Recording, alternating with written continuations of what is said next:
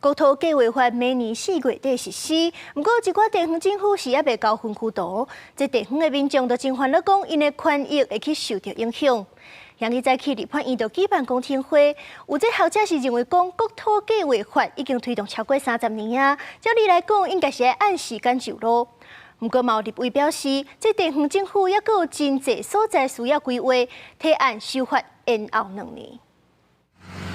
国土计划明年4月30号全面实施，农地嘛要划成农业发展地区，其中有优良农业生产环境、面积大于25公顷以上，佮有农用面积超过8成，划成第一类。农业部强调，农地农用的补助佮有规定拢无变，但外界咧传实施了后，管制变严格，甚至违规上悬罚500万，拢无正确。其实也可以做调整，并不是说被变更，或者是已经被划设为农1到农5之后，就永远翻不了身，不是这样子。国民党立委徐宇珍指出，婚姻权伤过济农地方划设成第一类，比例比农地搁较济，变动权搁较悬。地方农民非常烦恼，农地无法度变更，地方政府嘛规划袂赴，所以提案修法延后2年来实施。让云林县有更长的时间可以准备完善的农工科技并进的这个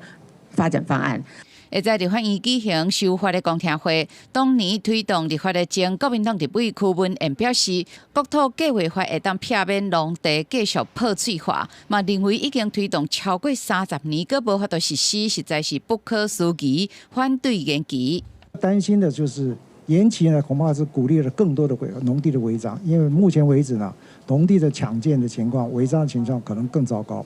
破碎化的情况呢，可能也是更为恶化。毛学者认为，政府要针对农1有更较侪补贴。好的农地叫农1，结果划设农1以后变成是惩罚，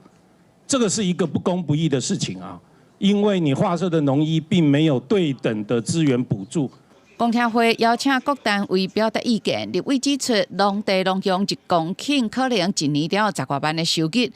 不如租予供电业者1年收40万租金，这对守护农地做农的农民并不公平，所以认为政府应该提出更较有效的补助等配套措施。记者林俊平做台北报道。